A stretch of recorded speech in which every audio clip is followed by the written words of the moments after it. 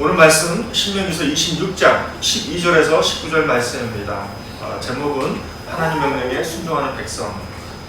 아닌가요? 아닌 것 같은데. 오늘 큐티 본문입니다. 하나님 명령에 순종하는 백성, 영광의 복을 약속받다라는 제목으로 저와 여러분들이 함께 은혜를 나누는 시간을 갖도록 하겠습니다. 얼마 전에 신문에 재미있는 기사를 봤습니다. 요즘 프랑스에서는 코로나19로 인해서 논쟁이 있는데 그 논쟁 가운데 하나가 어떤 거냐면 모나리자 하면 어떤 생각이 떠오르세요? 모나리자. 여러분들 모나리자 하면 어떤 생각이 떠오르시나요? 나는 눈썹이 미와 승이라는 거를 떠올려. 네네네, 맞죠. 미소가 있고 또 하나는 그 해부학적으로 그 그림을 그렸기 때문에 어느 곳에 가더라도 그 그림이 자기를 보는 것 같아요. 그게 모나리자의 특징이에요. 누가 그랬을까요? 레오나르도 다빈치가 그렸죠? 레오나르도 다빈치가 어떤 사람인가요? 어느 나라 사람인가요?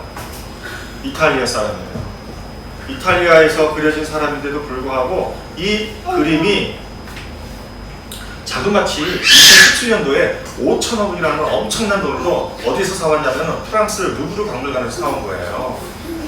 지금부터 13년 전의 일이에요. 그때 사왔던 거예요. 그런데 이 그림을 프랑스 기업가 스테판 디스팅행이라고 하는 사람이 제안을 했어요. 뭐라고 제안했냐면 코로나19로 인해서 너무 많은 사람들이 고생을 하고 고통을 겪으니까 이 그림을 팔아서 그 사람들에게 도움을 주자라는 얘기가 나왔어요. 그러니까 프랑스에서 난리가 난 거예요. 어떤 사람은 팔자, 어떤 사람은 팔지 말자. 이게 난리가 난 거예요. 파는 게 낫겠죠?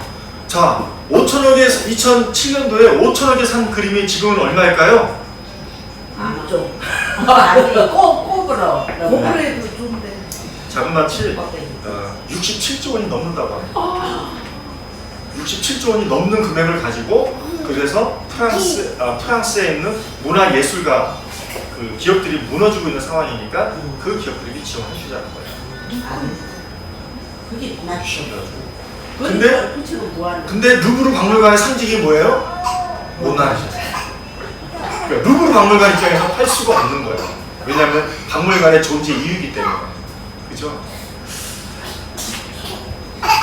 어쨌든 프랑스에서는 너무나도 재미있는 논쟁이 저희들 입장에서는 재미난 거지만 거기에서는 굉장히 중요한 이슈로 지금 발전되어지고 있습니다. 오늘 본문은 어떤 본문인가? 오늘 본문도 별반 다르지 않아요. 매년 3년마다 바치는 제3의 11조, 즉 제3의 11조가 뭐예요? 구제헌금. 구제헌금이 뭐예요? 안식년을 기준으로 해서 2년 동안 성전 보수 헌금의 11조를 드리게 되는데 이 3년째 드려지는 이 11조가 뭐예요? 구제헌금. 이 구제헌금을 들여서 뭘 하자는 거예요? 가난하고 소외된 사람을 돕자라는 얘기예요. 그걸 통해서 또 어떤 결과가 나왔을까요? 하나님께 복을 간구함과 동시에 하나님의 구별된, 성별된 백성이 된다는 것을 가르쳐주고 있는 게 오늘 본문 말씀이에요. 먼저 저희가 11조 하지만 11조의 종류가 뭐가 있을까요? 11조의 종류는 크게 세 가지가 있습니다. 그 전에 11조라는 게 어떤 가치고 어떤 의미가 있는 것인가? 그것은 시편 24편 1절 말씀을 보면 이렇게 나와 있어요. 땅과 거기 충만한 것과 세계와 그 중에 거하는 자가 다 누구의 것이다? 여호와의 것이다. 11조에 드리는 행위가 여기에서 시작이 됩니다. 이 시작에서 11조를 드린다는 것이 무엇인가? 이것은 하나님의 것입니다 라는 고백이에요. 우리의 신앙 고백이고 영적인 고백이고 주님께 드려지는 행위인 거예요. 그런데 반대로 드릴 때는 괜찮은데 안 드리게 되면 어떻게 될까요? 안 드릴 수 있잖아요. 안 될 수가 없죠. 11조를 안 드리게 되면 주님 위해서. 이게 뭐냐, 소홀히 한다라는 건 뭐냐면 이게 이렇게 돼 있는 거예요. 하나님의 것이 아님을 부정한다라는 거예요. 드리면은 인정인데 안 드리면 부정이에요. 하나님께 안 드린다는 것은 부정하고 부정하다는 게 뭐예요? 하나님께 어디 있어요? 이렇게 되는 거예요. 그래서 11조가 무서운 거죠. 그러면 어떻게 11조가 하나님께 드려져야 되고 어떻게 하면 부정하게 되는지에 대한 기준이 있어야 되잖아요. 그 기준이 세 가지가 있어요. 첫째, 하나님께서 우리에게 주신 선물이라는 거예요. 아멘.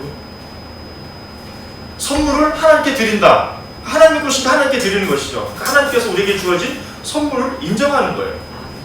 두 번째, 하나님께 드리는 감사의 표시라는 거예요. 하나님께로부터 받았는데 하나님께 드리지 않는다. 그럼 감사하지 않으면 그건 문제가 있겠죠. 셋째, 뭐가 있을까요? 이 11조가 어떻게 발전하냐면 레위인과 제사장들의 생활비도 주고 가난한 사람들을 도와주는, 그렇게 이 11조의 중요성이 발전하게 된 것이고 커지게 되었다는 것입니다. 그렇게 되니까 뭐라고 나왔겠어요? 에스겔서하고 말라기서 3장 8절에 10절 말씀에 보면 뭐라고 나와 있어요? 11조를 드리게 되면 복받고 11조를 안 드리게 되면 어떻게 된다? 그래서 저주를 받게 된다. 그러니까 무서운 거예요. 왜? 아까도 말씀을 드렸지만 선물을 하나님께서 주신 선물이다. 두 번째, 하나님께 드리는 감사의 표시인데 이것을 부정하니까, 그걸 하면 복이지만 그걸 하지 않으면 저주가 되는 거죠. 그러니까 우리 삶에 있어서 모든 것이 다 문제가 되고 꼬이게 되는 거예요.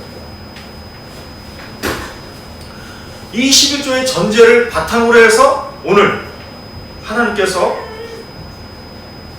26장 12절에서 15절 말씀 제3의 11조를 언급하고 계시는 겁니다. 이스라엘은 1년에 몇 번 11조를 드리나요? 2번. 1년에 추수가 2번 해요. 추수를 2번 하기 때문에 이모작이니까 11조를 2번 하는 거예요. 그러면 우리는 매달 월급을 받으면 1모작 하면 1년에 12모작이죠? 12모작이 따르는 저희들이 11조를 드리게 되는 거예요. 저희들이 월급이 이제 11조를 드리게 되는 것이죠. 종류가 있죠. 첫 번째 11조의 종류는 뭐가 있냐면 레위인과 제사장들에게 드려지는 11조가 있어요. 생계를 위한 11조. 두 번째는 뭐가 있어요? 또 감사축제라든지 성전 보수를 위한 11조가 있어요. 그리고 오늘 말씀 세 번째 제3의 11조. 이 제3의 11조가 뭐예요? 가난한 자들을 위해서 쓰여지게 되는 11조라는 것이죠. 그러면 11조를 이렇게 딱 드린다. 그러면 가난한 사람들을 도와준다. 오케이, 머리로는 알겠어요. 이게 무슨 의미가 있을까요? 그것은 하나님의 긍휼이 가난한 사람들에게도 미친다라는 뜻이에요. 아멘. 그래서 가난한 사람들이, 소외된 사람들이 하나님을 바라보면서 하나님의 긍휼을 구하잖아요. 그 하나님의 긍휼을 뭘로 미치게 되는 걸까요? 11조로 미쳐지게 되는 거예요. 그래서 이 제3의 11조, 이게 중요한 겁니다. 그러면 이 11조를 어디서 드리는가요?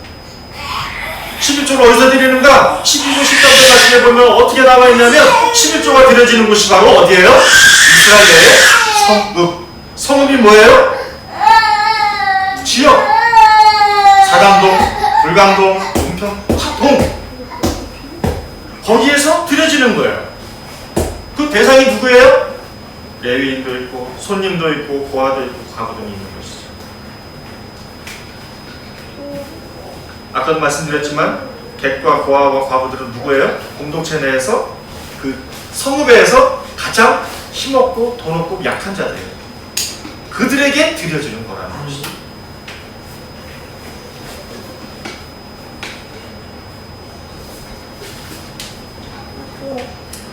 그런데 재미있는 표현이 있어요. 14절 말씀에 보면은 14절 말씀에 보면 우리 14절 말씀 한번 잠깐 볼까요?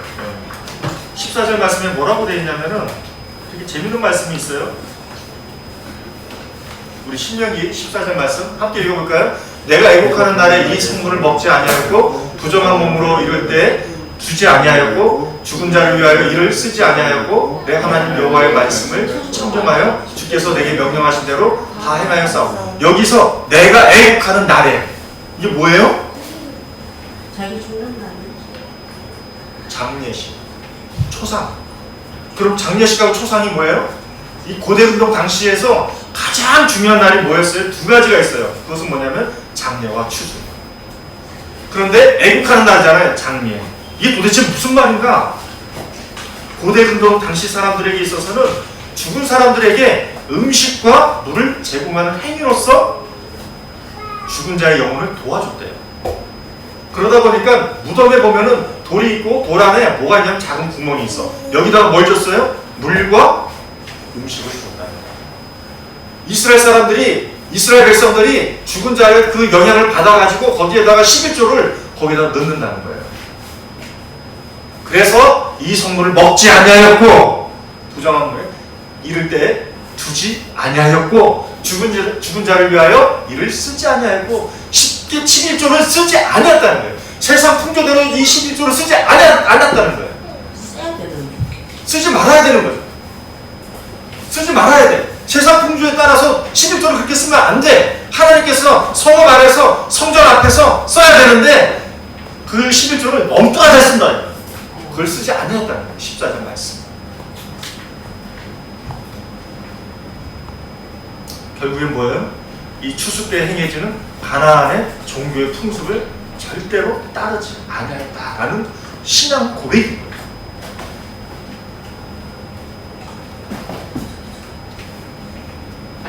그리고 나서 15절 말씀에 보면 뭐라고 나와 있어요?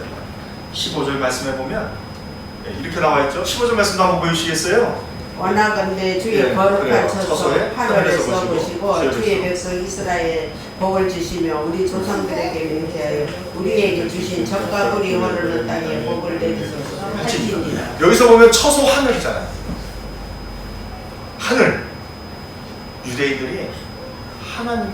유대인들이 이 처소 하늘이라고 생각하는 것은 뭐냐면 하늘에서 내 현실적인 문제들을 채워주실 수 있다는 표현을 할 때 뭐냐면 처소 하늘이라는 말을 쓴다. 그러니까 하늘이라고 하는 것은 하나님께서 계시는 처소이고 그곳에서 하나님이 나에게 뭐예요? 내 필요한 것을 채워주시기를 바라는 걸 간구할 때 쓰인다는 것입니다. 그게 대표적인 표징이 뭐예요? 11조라는 거예요. 우리가 이스라엘 백성들이 하나님의 처소에서 내리는 그 복을 체험하고 있다는 것을 뭐예요? 드러내는 것. 표징이 되는 것이 뭐예요? 11조라는 거예요. 그러면 그 복이 어디에서 경험이 되고 있는가? 땅이에요. 땅. 그래서 15절 말씀에 보면 땅이 나오는 거죠. 그 땅이 뭘 이루어져요? 하나님의 뜻이 이루어져요. 다 같이 우리 다시 한번 12절에서 15절 말씀 함께 봉독하시겠습니다. 모든 소산의 11조 내기를 마친 후에 그것을 레위인과 객과 부하와 강을 이루어 성 안에서 먹고 배부르게 하라. 그리할 때에 내 하나님 여호와 앞에 아뢰기를 내가 성물을 내 집에서 내어 레위인과 객과 부하와 과부에게 주기를 주께서 내게 명령하신 명령대로 하였사오니 내가 주의 명령을 범하지도 아니하였고 잊지도 아니하였나이다. 14절 내가 애국하는 날 장례하는 날에 이 성물을 먹지 아니하였고 부정한 먹으로 이를 떼어주지 아니하였고 죽은 자를 위하여 이를 쓰지 아니하였고 내 하나님 여호와의 말씀을 청종하여 주께서 내게 명령하신 대로 다 행하였사오니. 15절 원하건대 주의 거룩한 처소 하늘에서 보시고 주의 백성 이스라엘에게 복을 주시며 우리 조상들에게 맹세하여 우리에게 주신 적과 꿀이 흐르는 땅에 복을 내리소서. 결국엔 뭐예요? 하면 11조 하면 11조가 하나님께서 내게 주신 복의 표징이 되는 거고 그 복의 표징이 드러나는 게 뭐예요? 이 땅에서 이렇게 드러난다는 거예요. 그래서 11조를 하면 뭐가 된다? 복이 된다. 11조를 안 하게 되면 뭐가 된다? 저주가 된다. 라는 게 12절에서 15절 말씀이에요. 그리고 나서 26장 16절에서 19절 말씀에 보면 뭐라고 말씀하시냐면은 모세가 이스라엘이 이 모든 율법을 힘써 지키래요. 어떻게 지키라고요? 힘써 지키라는 거예요. 힘써 지킨다는 게 뭘까요? 그리고 나서 17절 말씀에 보면 그분을 자신들의 주로 인정하고 섬겨야 한다는 사실을 말해주고 있다는 거예요. 아멘. 그러면 힘써 지키고 자신들의 우리들의 주로 인정하고 섬긴다라는 그 결과가 뭘까요? 결과가 나와 있어요. 결과가 뭔가 4가지 결과예요. 첫째, 보배로운 백성으로 인정받는다는 거예요. 둘째, 하나님의 말씀을 더욱 철저히 지킬 수 있도록 어떻게 된다? 인도함을 받는다는 거예요. 아멘. 셋째, 모든 사람보다 어떻게 된다? 뛰어나게 된다. 넷째, 하나님의 거룩한 백성이 된다. 아멘. 이 4가지의 결과, 4가지의 축복이 있다는 것이죠. 아멘. 더 재밌는 거 16절 말씀에 보면 오늘이라는 말이 나와요. 처음에 보면 오늘이라는 것은 오늘날이에요. 이 오늘날이라는 게 뭐예요? 하나님께서 우리와 함께 지금 언약의 갱신이 되고 있다는 것을 말해주고 있는 거예요. 현재 우리의 언약 갱신이 이렇게 이루어지고 있다는 거예요. 그리고 나서 18절 말씀에 보면 보배로운 말씀이 나오죠. 보배로운 말씀이 뭔가 하나님과 주종관계를 말하는 거예요. 예를 들어서 구체적인 예를 들면 실제로 고고학적인 차원에서 이런 사례가 있었다고 합니다. 옛날 해쪽 왕과 도시국가인 우가리 가나안 공신왕 사이에서 주고받은 서신이 있는데 이 서신의 단어 가운데서 뭐가 나왔냐면 보배로운 단어가 나왔대요. 이게 뭐냐면 그 보배로운이라는 게 뭐냐면 주종관계를 나타나는 거예요. 쉽게 말하면 국제 조약과 같은 그런 용도로서 쓰임을 받았다는 거예요. 결과적으로 하나님께서 이 단어를 가지고서 본문 말씀을 통해서 저희들에게 하고자 하는 말씀이 뭐예요? 저와 여러분들에게 있어서 이 약속이 보배로운 백성이 된다는 것을 뭘 말해주고 있는 거예요? 하나님께서 특별히 소유된 백성으로 인식하고 있다는 거예요. 아멘. 하나님께서 특별히 우리를 구별된 백성으로 삼는다는 거. 이게 보배로운 거예요. 하나님하고 우리하고의 사이만 얘기하는 거예요. 특별한 관계라는 것이죠. 다시 한번 우리 16절에서 19절 말씀 함께 공독하시겠습니다.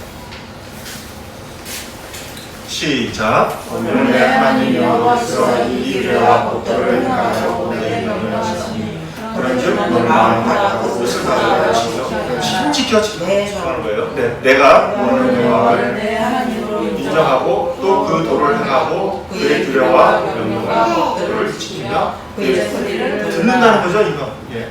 여호와께서도 내게 말씀하신 대로 오늘 너를 그의 보배로운 백성이 되게 하시고 그의 모든 명령을 지키라 하고 하셨느니라. 다 같이 19절.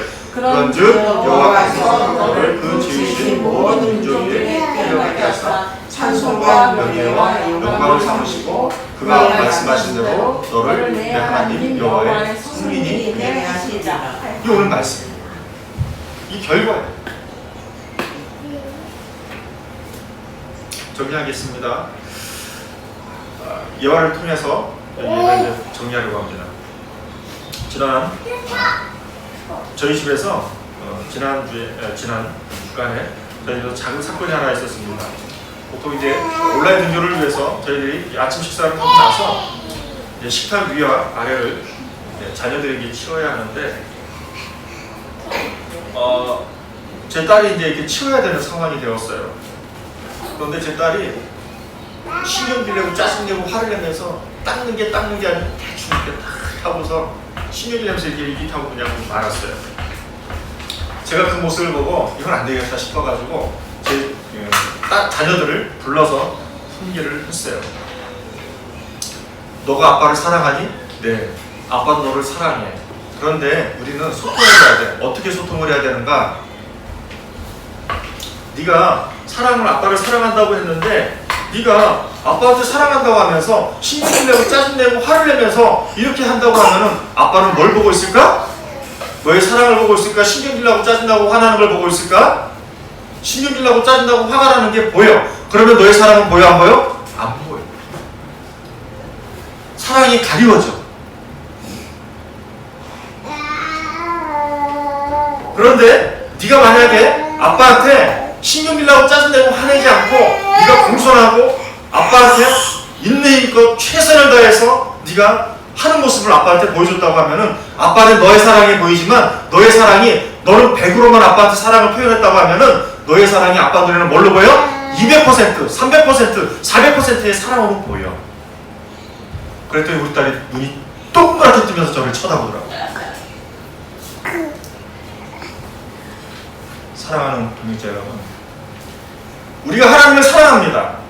우리는 하나님을 좋아합니다. 우리는 하나님께 영광을 올려드리고 찬양을 올려드리고 송축합니다. 그럴 때 하나님께서 저희들이 하나님을 사랑한다는 것을 하나님께서 어떻게 보실까요? 우리가 하나님을 사랑하는 것 그 이상으로 보십니다. 그런데 저희가 하나님께 송축하고 찬양한다고 하면서 신경질나고 짜증나고 화가 나고 우리 마음 가운데 분열된 마음으로 우리 마음이 나눠진 마음으로 하나님께 송축하고 찬양하고 예배한다면요, 그것 때문에 우리가 하나님께 송축하고 예배하고 사랑하고 이런 마음이 어떻게 돼요? 안 보이는 거예요. 하나님이 우리를 봤을 때 예배도 안 받겠죠? 우리의 마음을 다하고 힘을 다하고 정성을 다해서 하나님께 드리고 우리 마음이 다 보이잖아요. 그러면 하나님께서 갑자기 복을 주시는 거예요. 아니. 그러나 우리가 드려지는 마음이 혹이라도 정결하지 못한 마음, 이런 마음이 담겨진다면 그것 때문에 예물은 설령 그렇게 드릴 수 있다 할지라도 내용은 다 하나님께서 다 드리지 않는 거야. 전달이 안 되는 거예요. 그게 문제예요.